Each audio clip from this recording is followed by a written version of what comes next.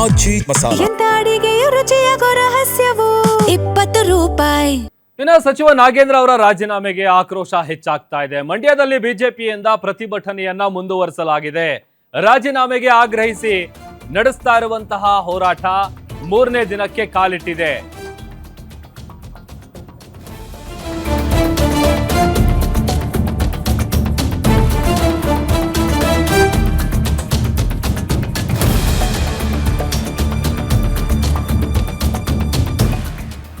ಸಚಿವ ನಾಗೇಂದ್ರ ರಾಜೀನಾಮೆಗೆ ಆಕ್ರೋಶ ದಿನೇ ದಿನೇ ಹೆಚ್ಚಾಗ್ತಾ ಇದೆ. ಮಂಡ್ಯದಲ್ಲಿ ಬಿಜೆಪಿ ನಡೆಸ್ತಾ ಇದ್ದಂತ ಪ್ರತಿಭಟನೆ 3ನೇ ದಿನಕ್ಕೆ ಕಾಲಿಟ್ಟಿದೆ. ರಾಜೀನಾಮೆ ಕೊಡ್ಲೇಬೇಕು ಅಂತೇಳಿ ಬಿಜೆಪಿ ಕಡೆಯಿಂದ ಪ್ರೊಟೆಸ್ಟ್ ಅನ್ನ ಮಾಡಲಾಗ್ತಾ ಇದೆ. ಮಂಡ್ಯದ ವಿಶ್ವೇಶ್ವರಯ್ಯ ಪ್ರತಿಮೆಯ ಮುಂಭಾಗ ತಮ್ಮ ಆಕ್ರೋಶವನ್ನ ಹೊರ ಹಾಕಿದ್ದಾರೆ.